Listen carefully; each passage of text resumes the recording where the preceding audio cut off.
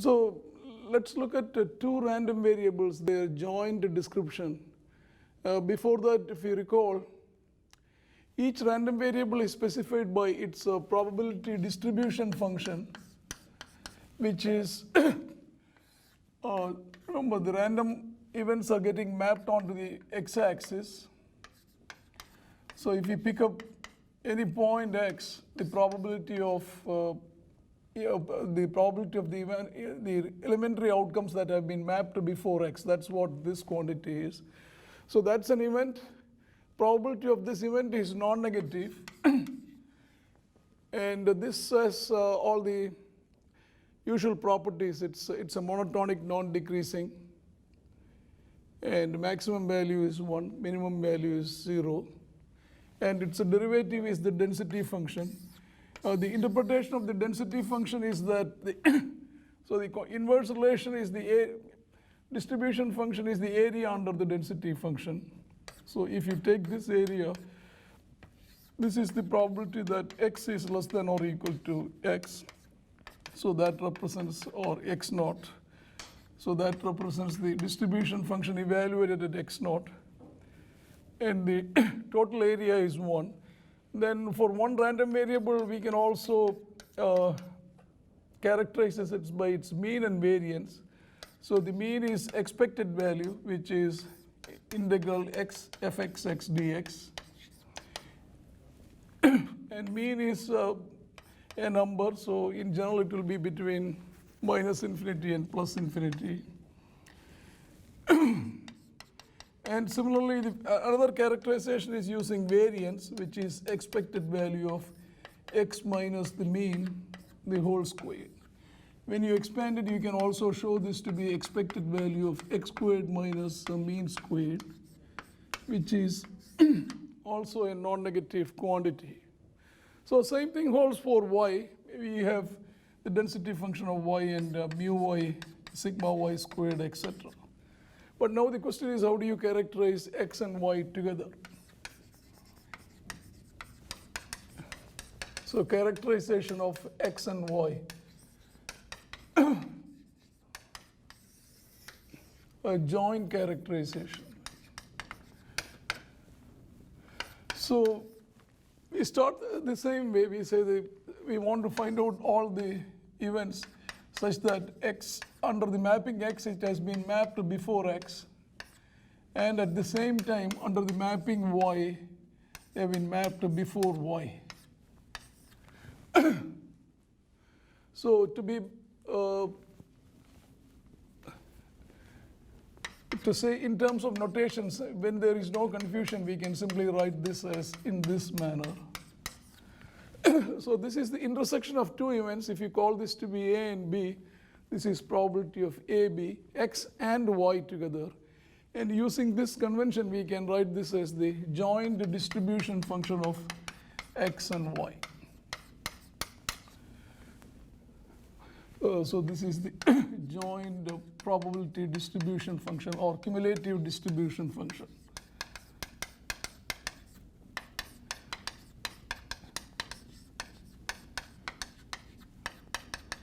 Notice that it is non-negative. It's a non-negative function because, after all, it represents the probability. And very easily, if you put any one of the variables to be minus infinity, you can see that, suppose you put this to be minus infinity, then it is a set of all realizations which have been mapped before minus infinity. That's a null set. Intersection with any set is null set. Probability of the null set is 0. So we see that fxy minus infinity comma y or fxy x comma minus infinity both are 0. So the function starts at 0, 0 at the far left. And if you put both the variables to be plus infinity, this will be the whole set, this will be the whole set, intersection is the whole set, and you get the probability to be 1. So these are the extreme values.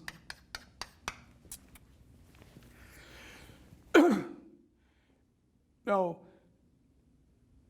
you can also see that this is a non-negative, it's a monotonically non-decreasing function. So easiest way to see that, notice that if, let's take 2 points x1 and x2 such that x1 is less than x2, strictly less than, or right, x1 is great, so x2 is greater than x1, the way I have drawn there, then probability, this, so this is easy to see. So this is the probability of the events which have been mapped before x2 is the disjoint union of events which have been mapped here plus the events mapped here. So this is true. These two sets are mutually exclusive. So let me take the intersection with the B here. So intersection with B on the right side. And I'm going to take B to be this set. This is my B. So I get here a probability of x less than x2, and B, which is y less than y, is probability of x less than x1, y less than y. Because the two sets are mutually exclusive, this and this are also mutually exclusive. Here I'm taking B to be y less than or equal to y. Probability of x bit greater than x1 and less than or equal to x2, intersection with y less than y. So notice that this is a probability, and consequently this is non-negative. So we see that this is greater than this, but the left side is of course fxy x2 comma y, and this side is fxy x1 comma y. But this is non-negative, so we get this to be greater than this. So what we have is if x2 is strictly greater than x1, then the distribution, keeping y fixed, the distribution function at x2 is greater than or equal to x1. So the function has this property, but so all the properties that we have seen in the one variable follows. The distribution function is monotonic. It never decreases. It either stays the same or increases. It also can have jump discontinuities that is not excluded here. Now this is also true in the y variable if you keep the x to be fixed. Similar way you can show that fxy x comma y2 is greater than or equal to fxy x comma y1 if y2 is greater than y1. So it has the monotonic non-decreasing property. And actually you can use these two variables to show that if these two are true, then we can actually compute it at x2 comma y2 is greater than x1 comma y1 very easily.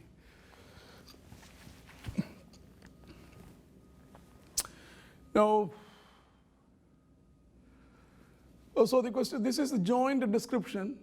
So if you have the joint distribution function, it's a double derivative is another characterization. So the double derivative of the distribution function gives you the joint density function by definition. So again, using the derivative argument in terms of x plus delta x and y plus delta y, and going to the limit, it's easy to show that this function is non-negative. That much is easy to show.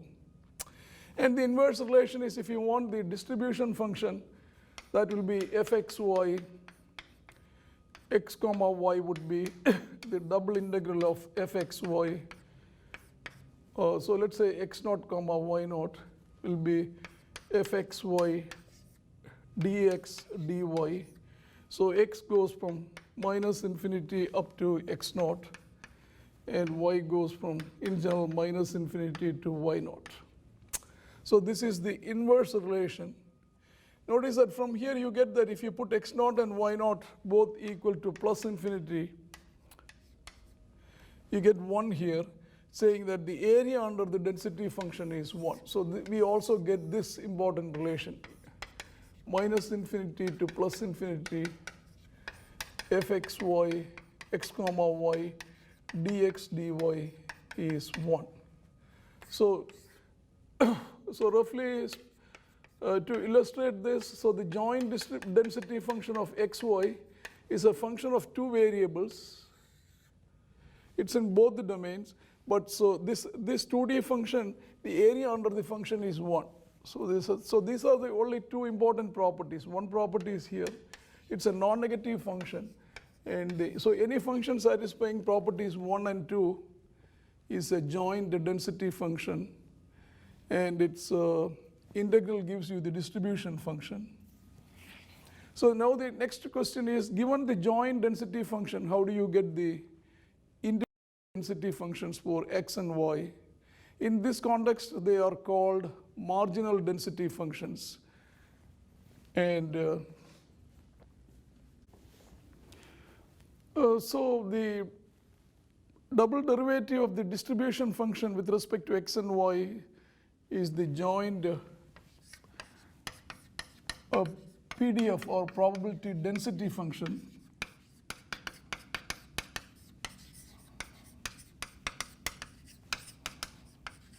Its properties are only two properties. That's the non-negative function.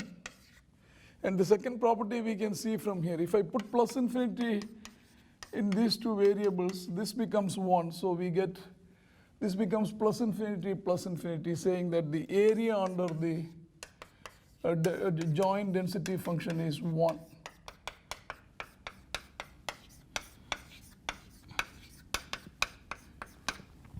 So this is, of course, fxy evaluated at plus infinity, comma, plus infinity. So this is the second property. So an interesting question now is, given the joint density function, how do you find the marginal density function of x and y? So how to find the marginal probability density functions of x and y from the joint description. So if you recall at the distribution function, this is the definition of the distribution function. Suppose we put, we have gone through this before, suppose we put y equal to plus infinity, you notice that you get fxx. Because in fxy, x comma y, which is probability of x less than or equal to x, y less than or equal to y. If you substitute plus infinity here, this becomes the whole set of all events which has been mapped before plus infinity. So whole set intersection with S is x itself. So if I plug in plus infinity here, this becomes fxx. But fxy, we have the definition in terms of the density function. So if I substitute for fxy here, this becomes minus infinity. So this becomes plus infinity. So I can write this as, or by exchange, this is minus infinity to plus infinity, minus infinity to x, fxy. Remember, these are dummy variables, so I'm going to call this u here, and here v. So this becomes, I don't even need to change the v.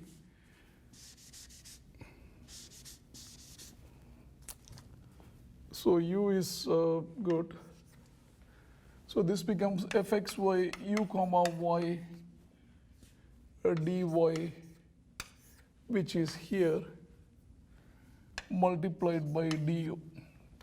So this is fxx by substituting here. And now, of course, if you want the density function of x, that's the derivative of the distribution function. Now the derivative, to do the derivative of this, easiest way is use the x plus the elementary definition of the derivative. So fx evaluated at x plus delta x minus fxx over delta x. But notice that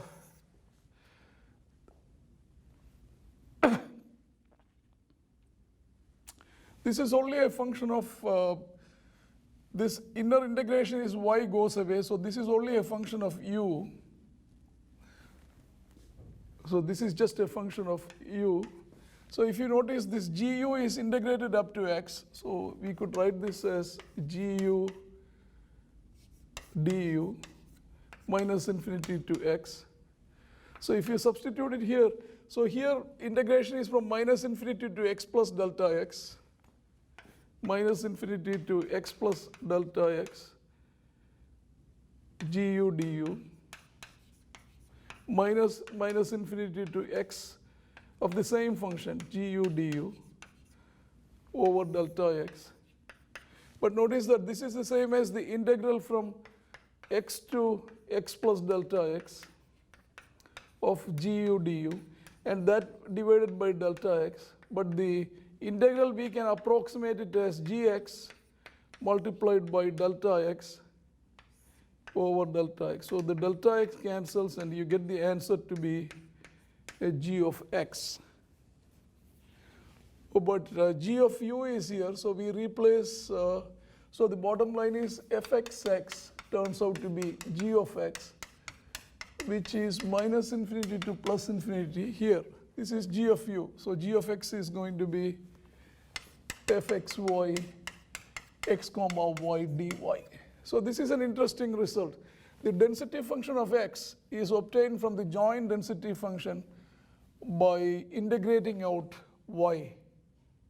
So similarly, of course, fyy will be just to replace the role of x and y, integrate out x. So the joint density function, you integrate out x. So you can see, if you are given the joint density function, you can find the marginal density functions. But if you are just given this alone, you may not be able to find the joint density function. So the joint density function, of course, has more information than the two density functions. So in this context, they are also known as the marginal PDFs. So in the discrete case, if you say probability of x equal to xi and y equal to yj, if I denote it by pij, of course the probability is positive. Then this integration becomes summation, and pi, the marginal density function of x equal to xi, is simply, instead of integrating, we sum upon j of pij. And similarly, so this is for the x random variable. And similarly for the y random variable, this will be sum upon I probable pij. So if you note this, let's say x is this way and y is this way, then you have pij here, right? p11, p12, etc., p1, etc., p21, p22, etc. So physically, what this says is, if you want to get any particular row, you just sum upon the column. Look at here. The j represents the column, I represents the row. So if you sum upon the column, you can write this p2 of x here. So since you are writing it on the margin, it's called the marginals, I guess. Same thing for the y. If you pij, if you sum upon I, which is here, the first variable, so if you sum this way, you get p of y of j, or whatever is that column. So here j is 2. Similarly, here you sum up this way and this way, and you write the results on the margin. That's why these are known as the marginals. These are known as the margin. So this is the marginal PDF of x. This is the marginal PDF of y. So the density function is given by the second derivative of the distribution function with respect to x and y. And conversely, the distribution function can be obtained by integrating the density function up to x and y, whatever are the values here. So you integrate the first variable up to x, the second variable up to y. And we also saw that to get the marginal density function, you integrate out the other variable. So fxy x comma y dy. And similarly, fyy is integral fxy x comma y dx. So let me introduce the notion of independent random variables. So if you recall, two events A and B are independent if PAB is PA multiplied by PB. These are four events. Events AB are independent.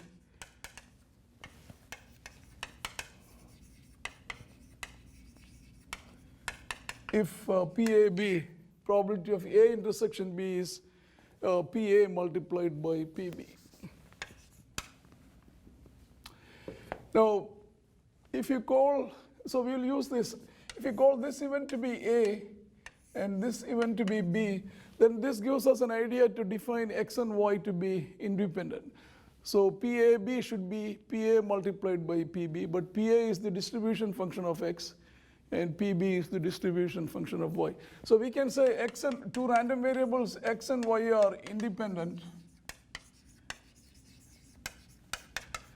if probability of X less than X intersection with Y less than Y.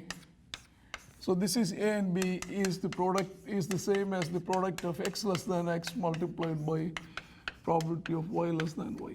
But the left side is the joint distribution function of X and Y.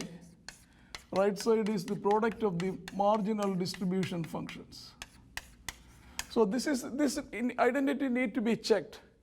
If for two random variables, the joint distribution function is the product of the distribution functions, then we call the random variables to be independent. Now, we have an identity here, so we can take the derivative on both the sides. I'm going to take the derivative on both the sides with respect to X and Y. So here I get fxy x comma y. And here I'm going to do this, so I'll do this into, because there is no X here, so this is going to be on the derivative on X. And this is going to be the derivative on Y. So I did the derivative on the right side also with respect to X and Y, just like here. But the first term is fxx, and the second term is fyy. So we can also write the X and Y independence using the density function.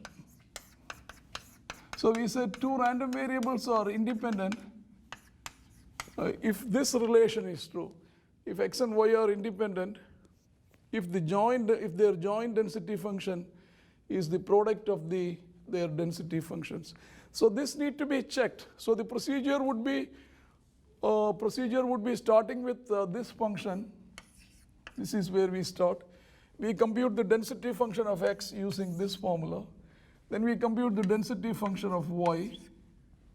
And then we check whether this identity is true or not. So if this, because you got this, this was given. And if this happens to be true, then we say X and Y are independent.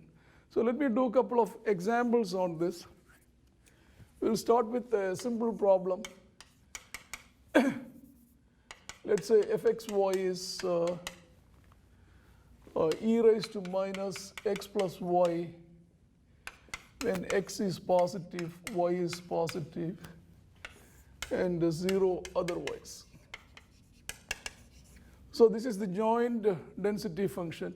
So the marginal density function of x is, so first of all, let's note this area where this is true. So notice that x is positive, y is positive. So that's this first quadrant. That's where the density function is non-zero. Everywhere else the density function is 0. That's what is given. So fxx is for any x we integrate on y. So notice that y goes from 0 to infinity here. So y goes from 0 to infinity. The joint density function need to be integrated over y. So for any x, y is varies from 0 to infinity. So but the joint density function is given here. So this is 0 to infinity e raised to minus x plus y dy. So e raised to minus x goes outside. So this is 0 to infinity e raised to minus y dy. So this is e raised to minus x e raised to minus y minus 1, 0 to infinity. So when you substitute the top limit, that is 0, minus minus plus, the bottom limit is 1. So the answer is simply e raised to minus x positive, because you can again see x is positive. So that's the density function of x, and this is exponential. Similarly, the density function of y is, we have to integrate out x here, but for any particular value of y x is varies from 0 to infinity, that you can also see here. So the limits on x is this 0 to infinity. So 0 to infinity, I substitute this function here. So it's e raised to minus x plus y dx. So e raised to minus y, 0 to infinity, e raised to minus x dx. So this is e raised to minus y, e raised to minus x over minus 1, 0 to infinity. Once again, the top limit when substituted, that is 0, minus minus plus. Bottom limit gives 1. So the answer is e raised to minus y for y positive, for y positive. So here you can see, if I take the product of these two, you get back what you started with. So in this case, fxy, which is e raised to minus x plus y, happens to be fxx multiplied by fyy. So this implies, in this case, x and y are independent random variables.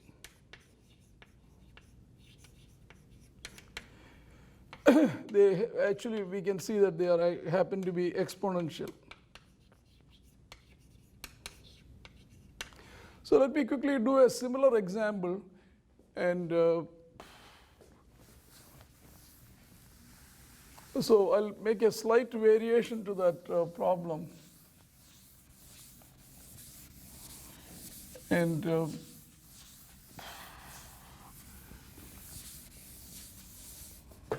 so let's say fxy is y e raised to minus x.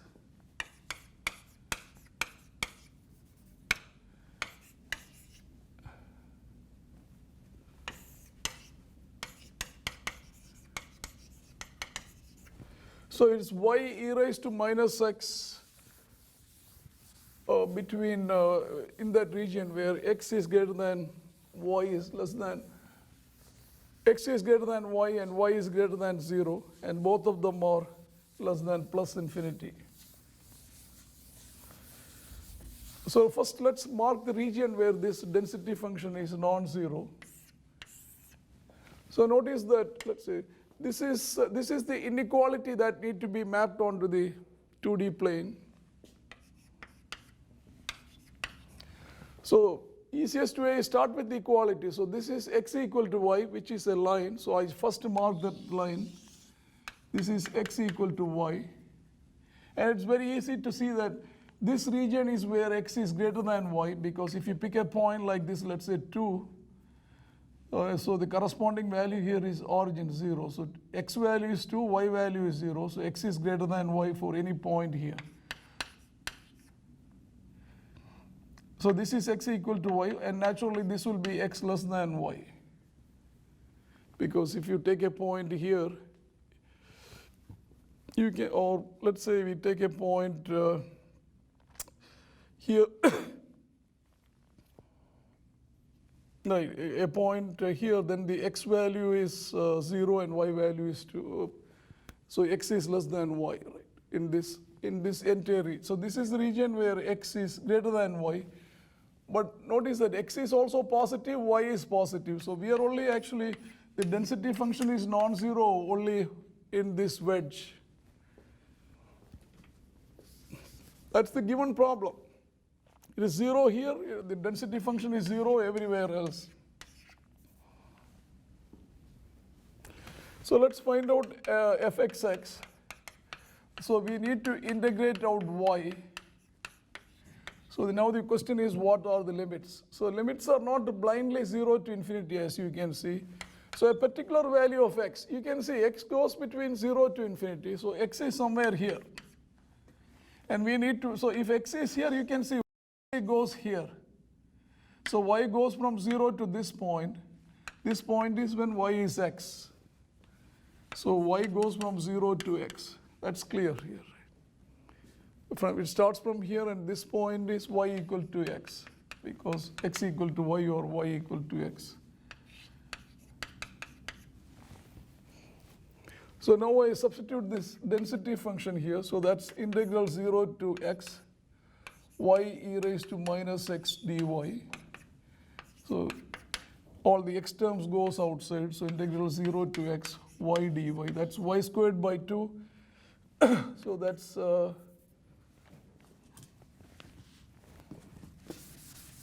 so this is e raised to minus x, y squared by 2, 0 to x. So the answer turns out to be x squared by 2, e raised to minus x, for x positive, because this is true for x values positive. So similarly, fyy, by the way, this is gamma, right? A specific case of gamma. Fyy is integral fxy, x comma y. We need to integrate out dx. So the question is, what are the limits on x? So y is fixed to somewhere. Eligible values of y or y itself is between 0 to infinity. So let's say y is somewhere here. So if this region, the density function is 0. So y only moves here in this region. I'm sorry, x only moves in this region. So for a particular value, so this value is, look at here. X goes from y, this is x equal to y. So x goes from y to infinity. So x goes from y to infinity. Now I plug in the density function. So this is y to infinity. The density function is y e raised to minus x dx. So y goes outside, then y to infinity, e raised to minus x dx. So that's y e raised to minus x over minus 1, y to infinity. So top limit is 0, minus plus, minus minus plus. So you get y e raised to minus y, y positive. Again, a special case of gamma. So this is fyy, this is fxx. And if you take their product in this case, so we have fxy, x comma y to be y e raised to minus x, and fxx is x squared by 2 e raised to minus x, x positive.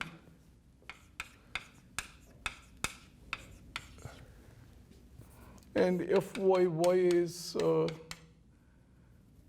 y e raised to minus y, or y positive.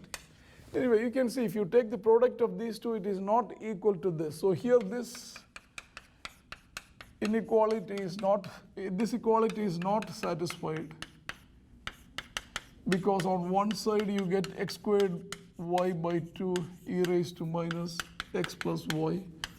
On the other side you are given y e raised to minus x. So these two are not equal. Consequently, x and y here are not independent, or they are dependent.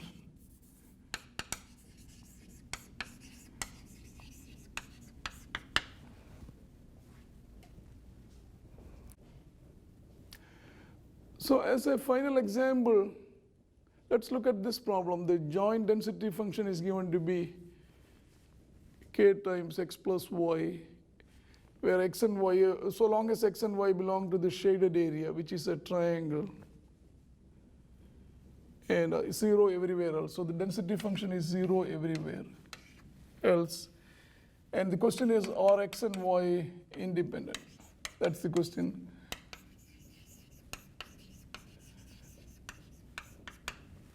So this is a question. So we need to find out fxx. We need to find out fyy and take the product and say it's equal to this. So fxx is, you integrate out y. But for a particular x in this case moves from 0 to 1. So the question is, what is this? This is a line. Obviously, the line goes through 1 and 1. So you can see this line is x plus y equal to 1. Because when x is 0, y is 1. When x is 0, y is 1. When y is 0, x is 1. So x plus y equal to 1. So if you go up here, for a specific value of x, y goes from 0 up to this point. This point is 1 minus x. So the limits on y are 0 to 1 minus x. Now let me substitute for fxy, which is k multiplied by x plus y dy. Y goes from 0 to 1 minus x. So if you integrate this, this is going to be k multiplied by x dy, that's simply xy, plus y dy, that's y squared by 2. And we have to substitute the limit 0 to 1 minus x. So that's k multiplied by, so the bottom limit we can ignore because when y is 0, that's gone. So the top limit is x multiplied by 1 minus x plus 1 minus x the whole squared by 2. So 1 minus x is common. K is here. I pull out 2. So this becomes now 2x plus 1 minus x. That becomes 1 plus x. So the answer is k multiplied by 1 minus x squared, where x goes between 0 and 1. So we can use, at this point we can figure out k because the area under the density function should be 1. So we can use this. So this is k multiplied by 0 to 1, 1 minus x squared dx should be 1. So this is the density function of x. So if I integrate this, this is k x minus x cubed by 3, 0 to 1. So this is k multiplied by 1 minus 1 by 3. So that is 2k by 3. This should be equal to 1. So we get k to be also 3 by 2. So this k should have been 3 by 2. So this k is now 3 by 2. All right, so now we can find out fyy. So fyy is integral fxy x comma y dx. So y is, you can see again, y goes from 0 to 1, so y is somewhere here. Then x moves for a particular y, x goes in this region. So x goes from 0 to 1 minus y. 0 to 1 minus y. So k is 3 by 2 integral x plus y dx, but 0 to 1 minus y. So 3 by 2, so that's x squared by 2 plus xy over xy, 0 to 1 minus y. So it's exactly the similar. So if you do this, remember this was k by 2, so this will be 3 by 4, I guess.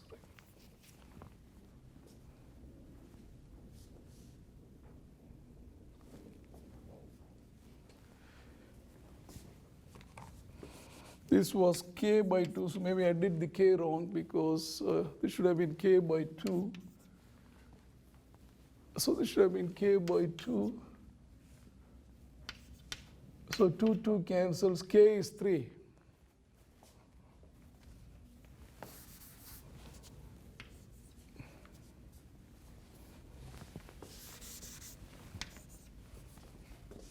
So k by 2 is of course 3 by 2, so that's correct. So k is 3 here, so the density function is this. So once again, it's exactly the same there as before. So 1 minus x, 1 minus y the whole squared over 2, 1 minus y multiplied by y, I mean plus. So this is 3 by 2, 1 minus y goes outside. Then you have 1 minus y plus 2y, so 1 plus y. So the answer is again 3 by 2 multiplied by 1 minus y squared, y between 0 and 1. So once again, you can see if you multiply this density function with fxx, which is here, you are not going to get this back.